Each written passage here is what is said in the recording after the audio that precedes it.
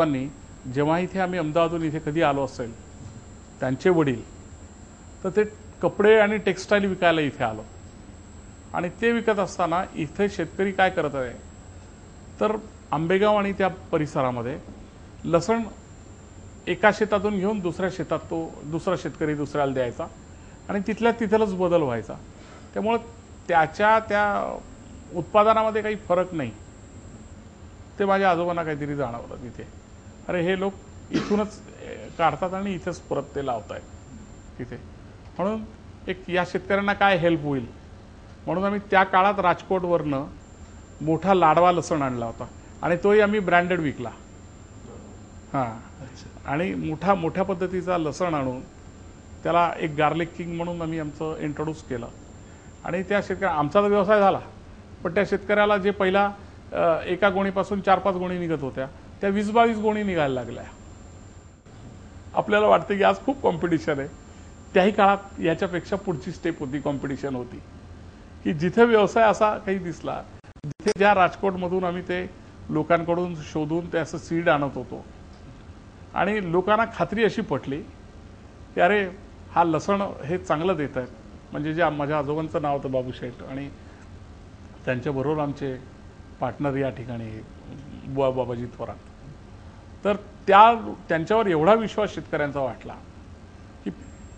की हे काहीतरी करतायत, हे यांच्या व्यवसाय करता नाही आपल्याकरता काहीतरी करतायत। आणि याच्याबरोबर आम्हाला त्याही काळात एक स्पर्धा आली, एक राजकोटमधूनच आणखीन एक व्यापारी आला आणि साधारणतः 60-65 वर्षापूर्वीचे असेल ते, 50-60 वर्षापूर्वी जर आज पाहिलं तर त्यांनी त्या परिसरामध्ये त्याला विकणार वगैरे कोणी नव्हतं म्हणून एक चक्क हेलिकॉप्टरमधून स्वतःचे हँडबिल सगळीकडे खाली पाठवले। आजही तुमच्या डोक्यावरून जेव्हा हेलिकॉप्टर जातं तरी आपण खाली किती आपलं काही असलं तर आपण लक्ष वरती जातं ते हेलिकॉप्टर पास होईपर्यंत आणि मग आपली चर्चा होती यात कोण असेल काय असेल। तर 50-60 वर्षापूर्वी ते हँडबिल्स असे वरून खाली जेव्हा हेलिकॉप्टरमधून खाली जायचे तेव्हा त्या शेतकऱ्यांना त्याचं आकर्षण खूप झालं। म्हणजे आम्ही डेव्हलपमेंट केली आणि लोक आता त्या लसणाकडे वळतील का काय ती आमच्या सगळ्या ऑर्गनायझेशन लोकांना चिंता वाटली की बॉ नाही आता ही मोठी कंपनी आहे, यांनी तर ठीक आहे यांनी आणलं हे इथून, पण हे हेलिकॉप्टरमधून मार्केटिंग करणारी कंपनी आहे, त्याचं इम्प्रेशन शेतकऱ्यांना खूप मोठं पडेल आणि त्याची चिंता सगळ्यांना वाटली। पण माझ्या आजोबांनी ते अगदी की आता लोकांना हेच आकर्षण असेल तर मग त्यासाठी त्याही काळात अगदी सुरुवातीला निघालेली राजदूत मोटरसायकल आणि ती राजदूत मोटरसायकल, तिला असणारा ड्रायव्हर, त्याच्या मागे बसणारा आमचा मनुष्य आणि ती गावातल्या पाटलाच्या घरीच्या तिथे समोर जाऊन थांबायची आणि पाटलाकडे आम्ही ते चहा प्यायला आमचा मनुष्य तिथे जायचा आणि त्यांना ते सांगत असायचा की अहो पाटील तो हेलिकॉप्टरमधून आला गेला सगळं असेल बरोबर आहे, पण हे तुमचं सीड लसणाचं बीज आहे आम्ही घेऊन आलो, हे आम्ही आता राजदूत मोटरसायकलनी आम्ही तुमच्या दारापर्यंत आलेलो आहे, तुमच्या काही अडचणी आल्या तर आम्ही तुमच्या दारात उभे आहोत, हा विश्वास त्यांना दिला। आणि मग त्या पाटलाला एक राजदूत मोटरसायकल उभी राहिली की गावातले 500 लोक ते प्रचंड हेलिकॉप्टरच जणू काय त्या पाटलाच्या दारात उभं राहिलं काय,